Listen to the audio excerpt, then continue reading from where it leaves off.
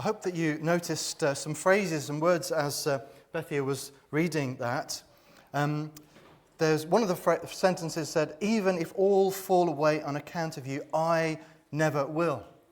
Peter's words. And then he also said, "Even if I have to die with you, I will never disown you." And then Jesus said, "The spirit is willing, but the flesh is weak."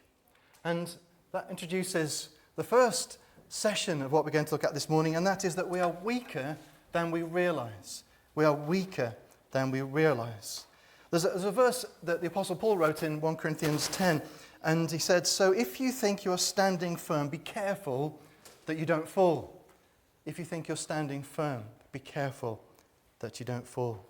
Years ago, I used to work with the Open Air Mission, and we went to the Epsom races, not to do betting or look at the horses as such, but not at all, to do any betting. But we went to the Epsom races to do some outreach work amongst the people who came to the races, and also to some travellers who used to come on the downs and park up their caravans, their trailers there.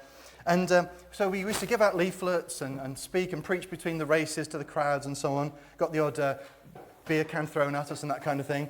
And I remember in the morning we went to visit to give out leaflets on the downs, and there was this kind of circle of caravans, a bit like the Old West, the way when they made a semicircle of the caravans. And so I was handing out leaflets and went up, and there was some of the ladies, some of the wives in the doorways, and I was giving out, "This is a Christian leaflet, if you'd like to read it, da-da-da," and so on. But there were some of the men seated in the middle, and they looked a bit rough and tough, and I was kind of like keeping one eye open on them. I was going around. And then this one of them was obviously the leader. He had this kind of horsewhip in his hand. "You better get out of here." And I carried on a bit and said, okay. So I kind of tried to ignore him. But then he got a bit more threatening, and he said, "I'm going to come after this with you if you don't get out." So I'd given out a few leaflets, so I thought, okay, well, there's no point antagonizing him. I tried to say a few words, but then I kind of backed out and got out. And I was going around the back of this circle of caravans, and my friend Clive, he came in the front way, the way I'd come in just a few seconds ago.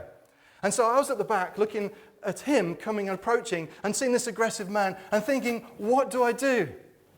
If I go back and intervene, I might make him even more aggressive because I've already had a dealing with him. But if I just stand here, am I going to let Clive get hurt or attacked? Now, what would I have done? I'll leave that with you. What would I have done in that situation? But it makes you realize, because I realize actually it's not as easy to be brave as you think. When it comes to the crunch, it's not as easy to be brave as you think. Now, it's amazing, isn't it, how a big, strong fella, a resourceful and determined lady, whether we're rich or poor, whether we're famous or unknown, we're all weak and we're all vulnerable, aren't we? Just one virus. Just one traumatic event, just one accident, it's all that's needed, and it can floor us, can't it? And it can reveal our true fragility. Now, Peter was to learn the hard way about his fragility. Whatever way we learn, hopefully we don't have to learn the hard way. But whatever way we learn, there's a basic wisdom that we need to grasp. And it's common sense, if you like. You don't need to be a philosopher or a theologian to understand this. But there's a basic common sense that has a realistic view of ourselves. A realistic view of ourselves. We are weaker than often we realize. Sometimes this kind of realization starts with being willing to take off a mask that we've been wearing for many years. It's the mask of, I am all right. I'll manage. I don't need help. I don't need Jesus. Margaret and I visited an old lady who is bedbound with cancer and only has weeks to live. And Margaret's been trying to help her and trying to share the gospel with her. I went along and shared a little more, and we asked what her thoughts were regarding this, and she says, "I'll never change. I've always been like it." Here she is in a situation where she's putting on a brave mask. We think actually it's the influence of a family as well, trying to say, don't listen to that. And you be strong, Nana. You be strong because you don't need that. We're more fragile than we think. We need Jesus. And part of common sense, honesty, is taking off that mask and realizing it and being honest and just opening our hearts up. To say that we need help, to admit that we're weak and sinful and that we need saving is a big thing to our pride, isn't it? Peter's pride is going to be smashed very shortly. But only that mask can be removed. If only that mask can be removed and taken away, even though it is painful. There is a strong friend who loves us. There's a strong friend who wants to embrace us with his care. There's a strong friend who wants to help us. If only we'll take off that mask. Someone who loves us and can help us more than we can imagine. We're weaker than we often realize, but there's someone who loves us and can help us more than we can imagine. And that's why the Bible tells us, humble yourselves before the Lord, and he will lift you up. Are you willing to humble yourself before the Lord this morning? As we come face to face with our weakness and fragility and our need of God in our lives, of need of forgiveness, are you willing to take off that mask, to let go of that pride and ask for help? So we continue to look at the events through the eyes of Peter. And the second thing is this, that we realize that as we look at this, it reminds us that we are more complicated or more complex than we realize. We're weaker than we realize. We're more fragile, and we're also more complex than we realize. Now, Peter said that he would die for Jesus, didn't he? But when Jesus was in such anguish, he could not even stay awake for Jesus. And then Peter, a complex person, he does such a brave and impulsive thing to try to protect Jesus, doesn't he? In verse 51, one of Jesus' companions, and we're told in John's Gospel that it's actually Simon Peter. He reached for his sword, drew it out and struck the servant of the high priest, cutting off his ear. "Put your sword back in its place," Jesus said to him, "for all who draw the sword will die by the sword." Now I think Peter at this point was prepared on impulse to fight and even die for the Lord. I think he would have. He was acting impulsively and ready to go out in a blaze of bravery. But you know what? Sometimes true bravery is not in the impulse reaction, is it? When we don't have time to think about it. Sometimes we react instinctively. It's brave in itself, but it's not the most brave. Often it's the slow and steady determination in the right direction in the face of sustained opposition. That's true bravery. Slow and steady determination in the right direction in the face of sustained opposition and danger. Jesus had told his disciples to expect 3 extremely hard days. So they were told and being informed so that they would hold on firm. He had something very difficult to do. But he promised in Luke 18, verse 31, that he would die but then rise again. So you've got to hold on. It says there that he took the 12 aside and told them, "We are going up to Jerusalem, and everything that is written by the prophets about the Son of Man will be fulfilled. He will be delivered over to the Gentiles. They will mock him, insult him, spit on him. They will flog him and kill him. On the 3rd day, he will rise again." So they were told there's going to be 3 very difficult days. But hold on, because I will rise again. Now, it was not right to fight physically here. Jesus told Peter not to do that. Jesus had decided to go to the cross. He could have avoided it, as we thought last Sunday. But the disciples have to hold on tight to the 3rd day. While Peter puts away his sword, you can imagine his blood pressure really high. We can imagine his adrenaline soaring through his veins, his heart pounding. He puts away his sword in obedience to Jesus, his master, and Jesus is led away. And then fear starts to take hold. But then Peter seems to raise his courage again in verse 57, because it says there that those who had arrested Jesus took him to Caiaphas the high priest, where the teachers of the law and the elders had assembled. But Peter followed at a distance, right up to the courtyard of the high priest. He entered and sat down with the guards to see the outcome. So Peter shows a bit of bravery again here. He's not right up with Jesus. He's not saying, let him go anymore. He's not fighting as Jesus told him not to. But at a distance, he's showing some support maybe. But as Jesus is interrogated inside, Peter is questioned in the courtyard. "Surely you're one of them. It's nighttime, it's dark. There's a brazier lit for heat. The guards are gathered around it. And someone's pointing a finger. Aren't you one of them? One of those who followed Jesus?" No.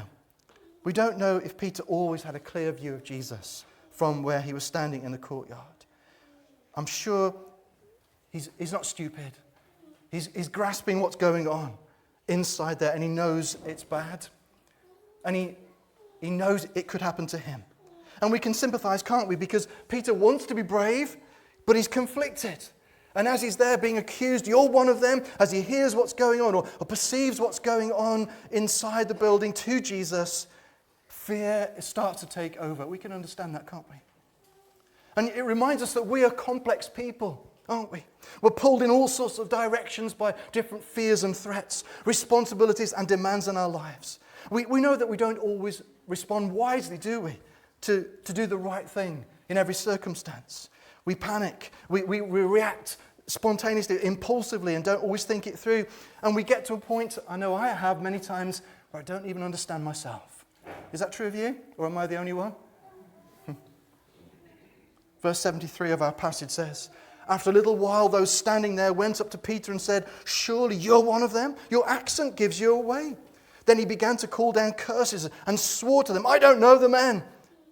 And at the point when the cockerel crows, Luke's account tells us that Jesus turned and looked at Peter. Then Peter remembered the words he had spoken before the rooster crows. You will disown me 3 times.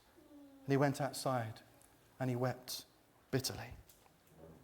When it came to a crisis, when after Peter boasted that he would be stronger than all the others, though he meant it well, we're sure, he was exposed as a weak person, a complex person, like all of us, needing grace, needing unconditional love, needing Jesus.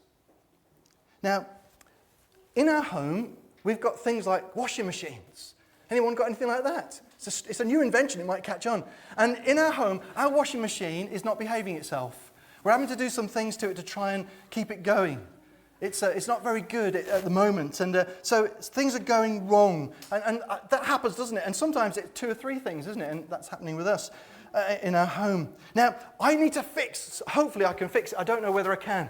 We might have to call someone, but I'm hoping I can fix it. I've tried 1 or 2 things already. I've taken the top off and things like that. And you know what? I've looked around my house and I found some things that might be really helpful. So children, what I did, I found these different things, these different books.